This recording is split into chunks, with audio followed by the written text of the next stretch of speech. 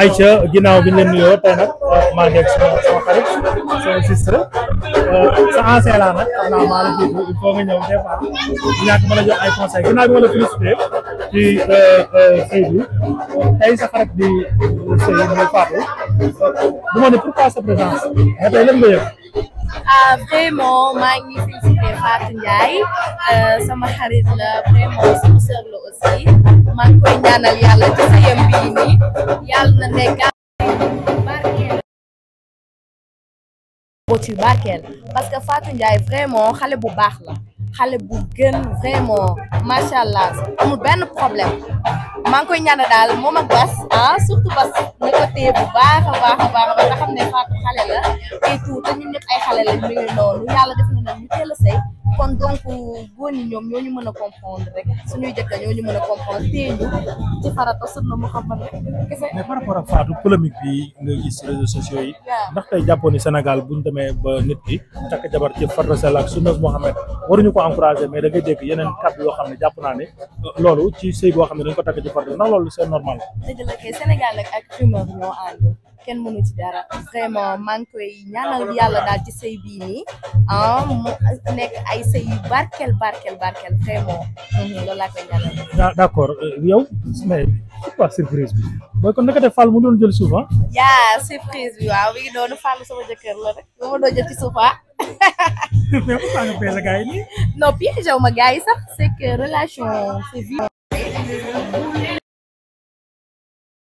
bés bu mag bi après siiwal nañ ko et tout voilà mi ngi noonu. su digganteeg Fallou bi ma dégganteeg Fallou mu ne kii dama jaar ak moom foo xam ne mosuma fa jaar ak nit kon mu mel ni am na loo xam ne yéen a ko doon dund ci suuf di ñu ko nëbb. jaar waaw vraiment moom sama jëkkër la maa ngi koy nuyu au passage di ko ñaanal yàlla fi mu nekk voilà mi ngi noonu. D'accord tey nee na Fallou dina ñëw ci mariage bi. yaa xaar leen ko à tout moment. waaw donc lan ngay wax say soppe. maa ngi leen di nuyu di leen remercier vraiment macha allah meilleur. merci beaucoup inchallah. merci au revoir c'est gentil.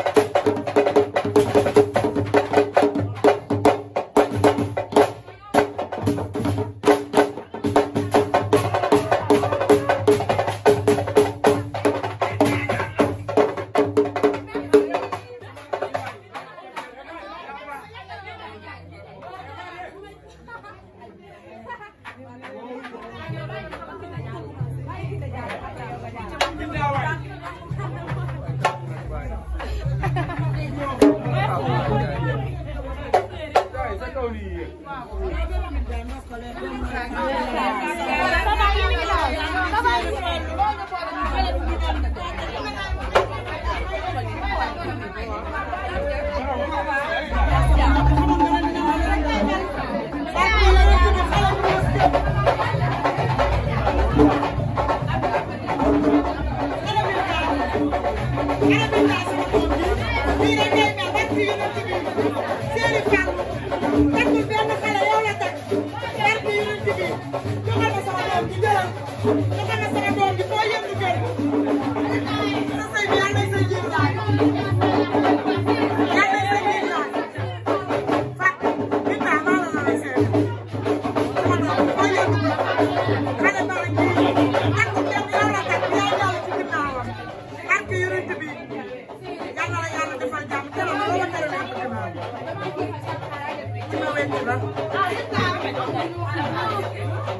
you.